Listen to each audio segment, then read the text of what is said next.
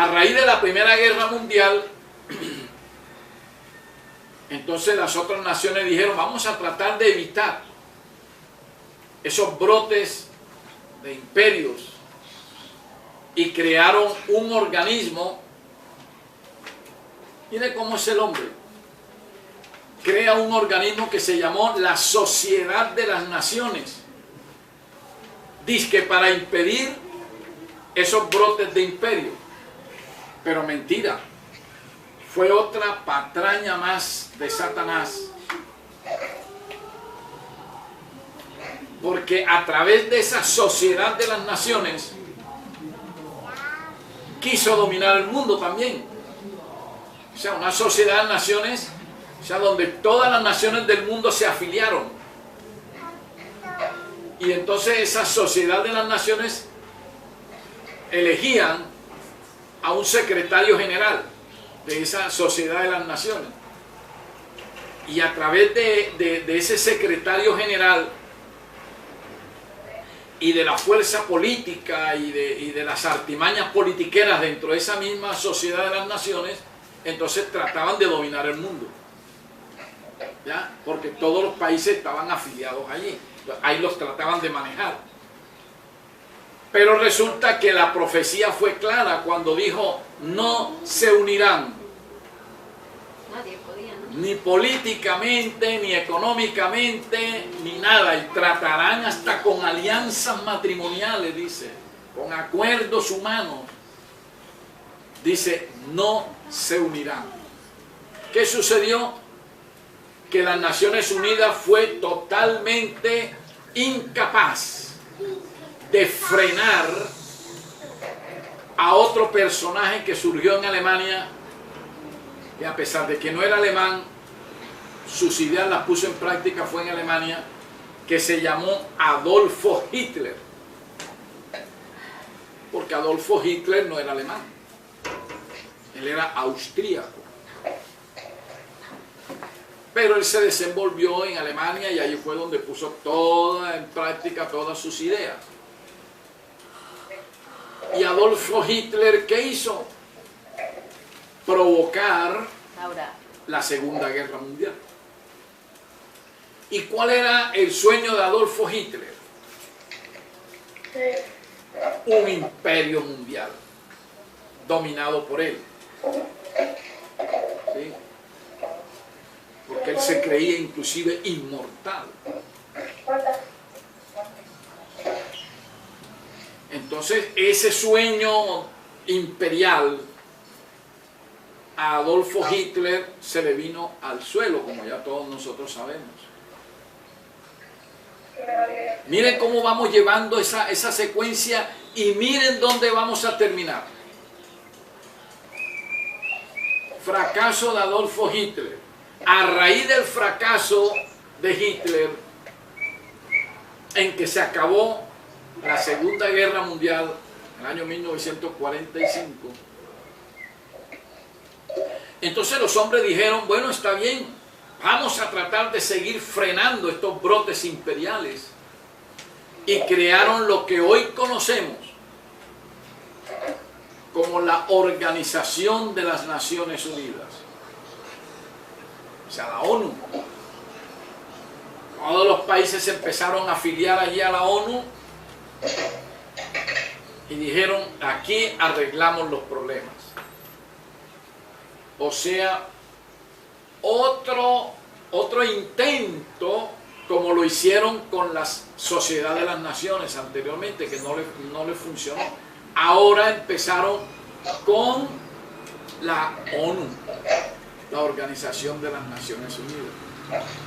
Y con la ONU han empezado a dominar a muchos países en el mundo a través de las acciones políticas internas que tienen en ese organismo. Y ahí vemos, por ejemplo, que inicialmente estaba Inglaterra, Francia, España. Le salió adelante lo que hoy se conoce como Estados Unidos de América, que es el que está mandando ahora en las Naciones Unidas. Y los Estados Unidos está imponiendo en el mundo el viejo sueño ¿de qué? Imperio De la mundial. formación de un nuevo imperio.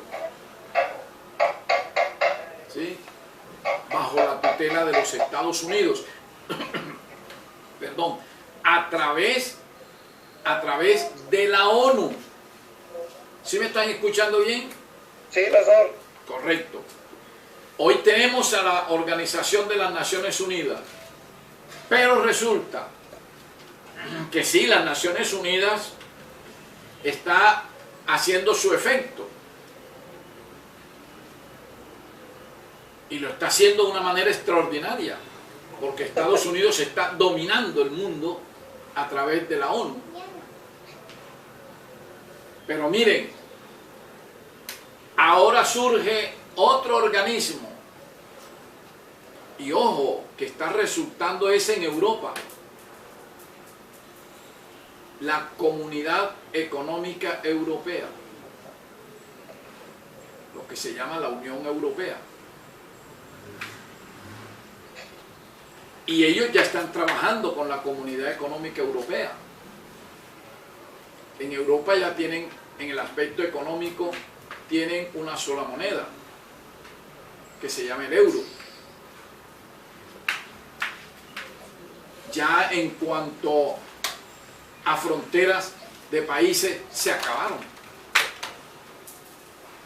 Usted puede, con su pasaporte, puede perfectamente entrar por Portugal, y de ahí pasa a España, y de ahí pasa a Francia, y de ahí pasa a los Países Bajos, pasa a Bélgica, o todos esos países, pasa a Italia, Alemania, todos, ¿verdad? Sin problema, sin visa.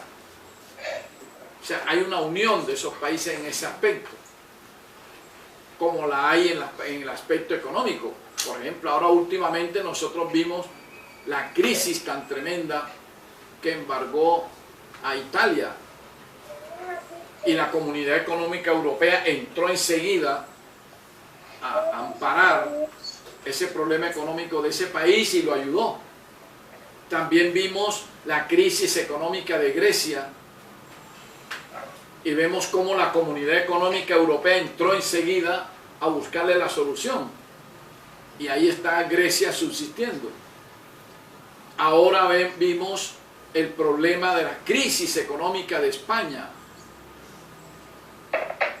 La Comunidad Económica Europea entró también a auxiliar, y ya España está poco a poco saliendo de esta crisis.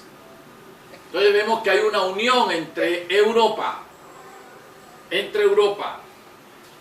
Miren esto que les voy a leer aquí.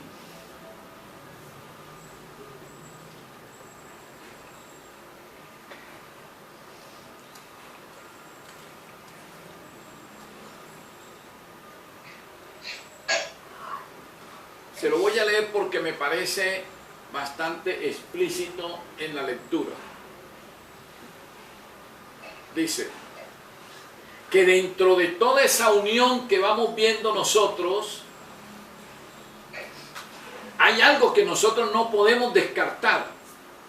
Mejor dicho, hay algo que nosotros no podemos olvidar, nosotros los cristianos.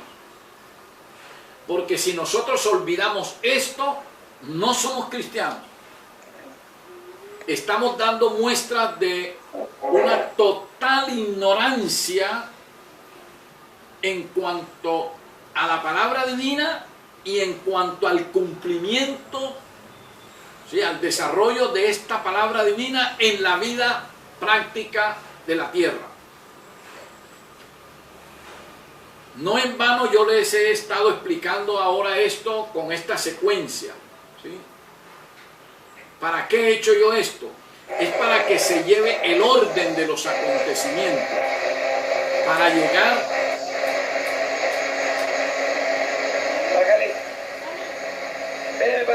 ¿Qué pasó? ¿Qué pasó? Parece que tuvieron problemas allá con... Para la cámara también. ¿Ya? ¿Sí me escucha? Que si le escucha. ¿Ya estamos bien? Sí, ya, pastor, ahora sí. ¿Qué decía? Que por qué era el comentario. Que por qué era el comentario. Explique. Decía yo que no en vano yo he hecho esta explicación que estoy haciendo ahora, porque lo que estoy haciendo es que se lleve la secuencia de la ocurrencia de los hechos en la historia, para poder llegar a donde queremos llegar, o sea, donde la Biblia quiere ubicarnos a nosotros. Porque la Biblia, cuando nos habla en el versículo 43 de la mezcla de esos reinos, no se está refiriendo únicamente a los intentos imperiales que hubo en aquella época en que se dividió el Imperio Romano. La Biblia nos quiere llevar en una secuencia de que eso mismo que intentaron hacer al caer el Imperio Romano, todavía en los tiempos actuales se está tratando de hacer, de llegar a un gobierno universal. Entonces no es el hecho de quedarnos nada más así, estamos leyendo historia, no. Es la historia llevarla a la Biblia, porque a nosotros lo que más nos interesa es el aspecto espiritual, a nosotros los cristianos. Lo que a nosotros los cristianos nos interesa es ¿a dónde nos lleva esto? Dentro del desarrollo de estas profecías.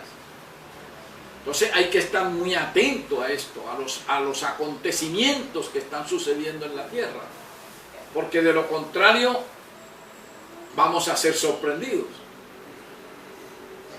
Entonces así, cuando llegamos a esta época, estamos observando a una organización de las Naciones Unidas trabajando en el mundo, y por otro lado, en forma paralela,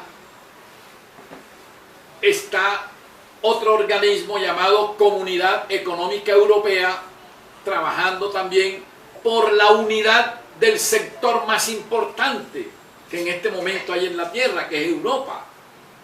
Acuérdense que Europa siempre ha estado ligada a los acontecimientos bíblicos.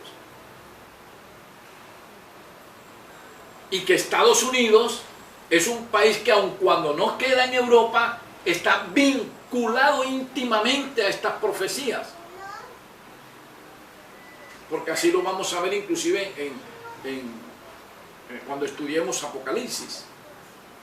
Cuando habla Apocalipsis 13 del surgimiento de esta nación. Bien, entonces, ahora de manera última, dice aquí, hay un detalle que en ningún momento se debe perder de vista, lo estoy leyendo. Precisamente esto que voy a leer aquí es parte del libro que he escrito sobre estas profecías. Dice, es cierto que permanece una gran lucha diplomática por obtener el liderazgo europeo, pero es verdad también que se está logrando una hegemonía en cuanto a gobiernos y economías se refiere. Lo que le estaba explicando a ustedes, de que hay una sola moneda, que es el euro, hay una sola unidad territorial en el aspecto de visas. Ya no hay visas en Europa, sino el pasaporte, solamente usted con el pasaporte puede recorrer toda Europa si quiere. ¿Ya? Dice, muy pronto veremos una Europa en que todos sus países tengan gobiernos completamente democráticos y economías de libre comercio. Ya lo estamos viendo. Ya lo estamos viendo. Esto es lo que interesa realmente al punto que a continuación vamos a tratar. Una Europa totalmente hegemónica desde el punto de vista de gobiernos es el campo propicio para que tome partido el agente que realmente va a sacar un completo provecho de todo este proceso de unificación europeo, es decir, el papado. O sea, aquí lo que vemos nosotros es una mente diabólica trabajando, un cerebro superior, el cerebro de Satanás. Satanás formando sus fichas.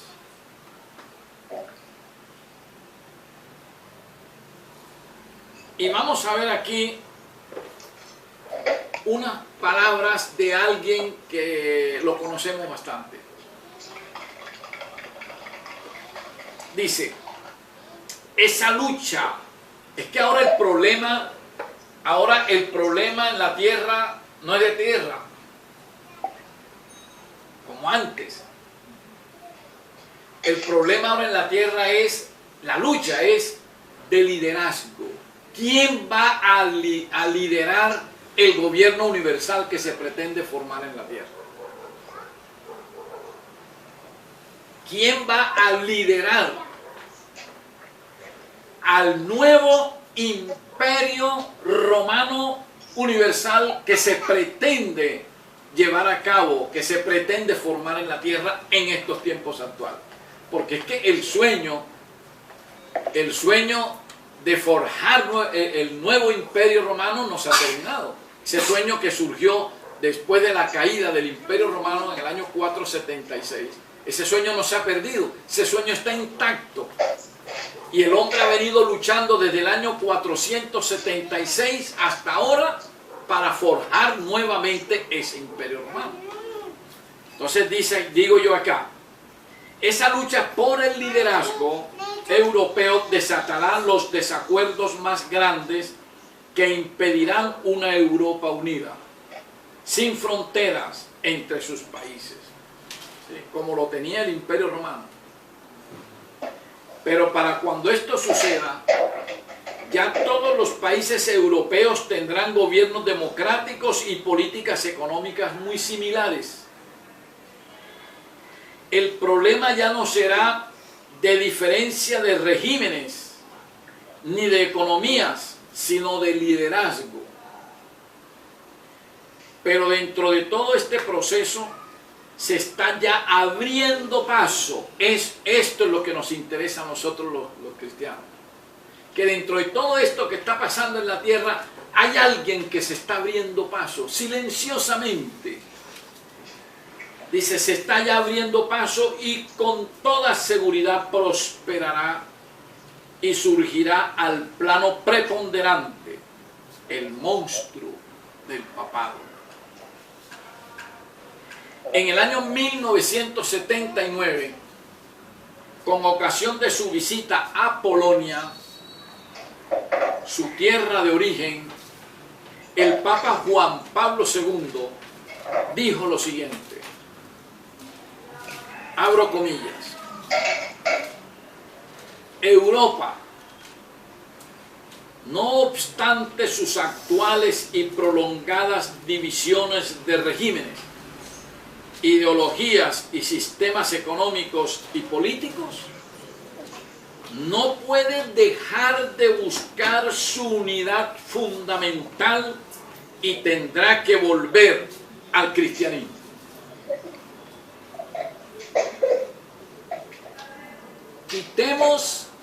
Quitemos la palabra cristianismo allí y coloquemos lo que verdaderamente quiso decir el Papa. En vez de cristianismo coloquemos catolicismo.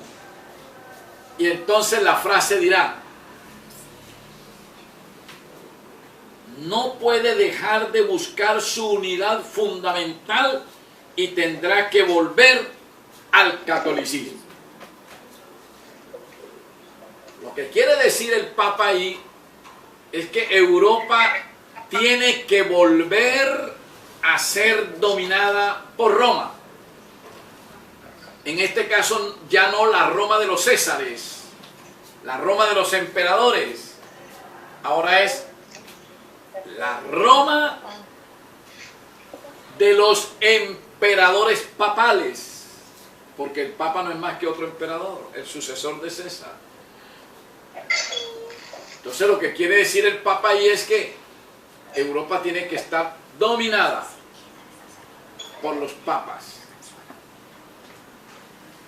Dice, y en Santiago de Compostela, España, el 9 de noviembre de 1982, este mismo Papa advirtió a los europeos en lo que se conoce como Declaración a Europa, así se llama ese discurso del Papa, lo siguiente, abro comillas, descubrid vuestros orígenes, dad vida a vuestras raíces, aún podéis ser el faro de la civilización y estimular el progreso en todo el mundo. Oiga esa expresión, en todo el mundo, dijo el Papa. Una Europa unida bajo el liderazgo del catolicismo para que sirva como faro a todo el mundo. Esa frase, en todo el mundo, ¿acaso no suena como algo así imperial? Para dominar el mundo. Suena así como imperio. Hay otro detalle. Hay otro detalle que me permito leerlo. Dice, el papado no permitirá que nadie le quite tal derecho de dominio. Cuando Mikhail Gorbachev, refiriéndose a la unidad europea, habló de su casa europea, el Papa Juan Pablo II, oficialmente y delante del mismo Gorbachev, dijo: la casa del Papa siempre ha sido hogar para los representantes de todos los pueblos de la tierra. La casa del Papa fueron las expresiones usadas por el Pontífice Máximo de Roma para referirse a su Europea unida. ¿A su qué? En una clara advertencia de poder, no solo para Gorbachev, sino para la misma comunidad económica europea. Es el Papa y nadie más quien al final de todo este proceso de unificación tomará las riendas del destino de esa Europa unida. Europa no lo ha percibido y sin darse cuenta se está colocando de rodillas ante la institución papal. Por un lado está dominando Europa y por el otro lado está dominando a la primera potencia del mundo, que se llama Estados Unidos de América. Ustedes recuerdan muy bien que los Estados Unidos de Europa, de América, fue formado por familias protestantes europeas que venían huyendo de las persecuciones papales y se montaron en esas góndolas, en esos barcos y se lanzaban al Océano Atlántico desesperados. Ellos no sabían ni para dónde iban. Ellos lo que querían era una tierra que se alejara de Europa, ¿sí? Para alejarse lo más posible de las garras de los papas, ¿sí? Que los estaban persiguiendo para matarlos, así como mataron esa cantidad de cristianos en Europa. Y esas familias vinieron a dar a las tierras del norte de América, lo que hoy se conoce como Estados Unidos, tierras desoladas, habitadas solamente por indígenas, los indios del norte, y allí cayeron. Cuando se fueron formando, se formaron bajo la ideología protestante. O sea, ellos no querían nada, no querían saber nada de Roma. ¿No ve que Roma era su peor enemigo? Los andaba buscando para matarlo. Y tanto es que cuando ellos se forjaron como nación, en la Constitución norteamericana, la que formaron ellos, en los tiempos de George Washington, Benjamin Franklin, toda esa gente, en la Constitución lo primero que establecieron fue la separación de la Iglesia y el Estado. El Estado no tenía por qué meterse en asuntos de la Iglesia y la Iglesia no tenía por qué meterse en los asuntos del Estado. Una total separación de la Iglesia y el Estado precisamente para evitar nuevas persecuciones religiosas. Porque es que el problema de allá de Europa fue que la Iglesia estaba unida al Estado. Y la Iglesia utilizaba al Estado político para perseguir a los cristianos. Entonces cuando llegaron acá a América, lo primero que hicieron fue separar esos dos poderes. La Iglesia independiente totalmente al Estado. Y tanto es así que todavía en la Constitución de los Estados Unidos está la separación de la Iglesia y el Estado. No se puede el Estado inmiscuir en asuntos de la Iglesia, ni la Iglesia en los asuntos del Estado. Hay una total independencia. Y eso lo declararon en la misma Constitución de los Estados Unidos cuando se forjaron como nación. Y dieron la libertad religiosa, el respeto por la creencia religiosa de cada quien. Cada quien podía creer lo que quisiera, pero se le debía respetar, que era lo que no sucedía en Europa. ¿Y ahora qué pasa? Una nación protestante como los Estados Unidos, basada en los principios bíblicos, alejada de los asuntos de Estado, vemos que hoy en día los Estados Unidos de América está arrodillado ante la autoridad papal. Ya vemos, por ejemplo, en el Congreso de los Estados Unidos, un alto porcentaje de congresistas católicos. Antes, por ejemplo, nosotros veíamos en las películas del oeste, que llamaba uno, las películas del oeste norteamericano, en la época de las colonias norteamericanas, que el consejero matrimonial era un pastor protestante. Y la iglesia, el templo pequeñito que estaba allí en ese pueblecito, ese templo era dirigido por un pastor protestante.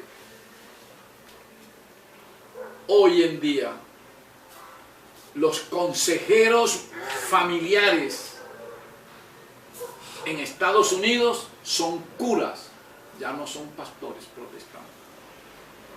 Y usted ve en las películas norteamericanas que las familias ahora acuden a un cura y no a un pastor protestante.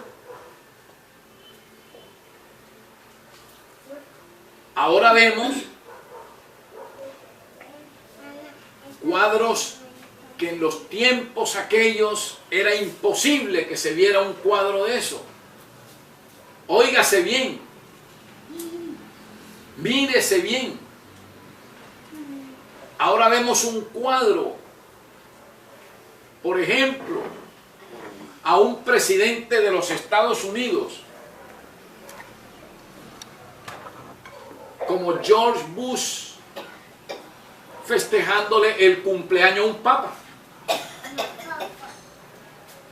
Nada menos que en la casa presidencial, en la Casa Blanca. Como lo pudimos ver hace poco a George Bush festejándole el cumpleaños al Papa Benedicto XVI. En la Casa Blanca. ¿Usted cree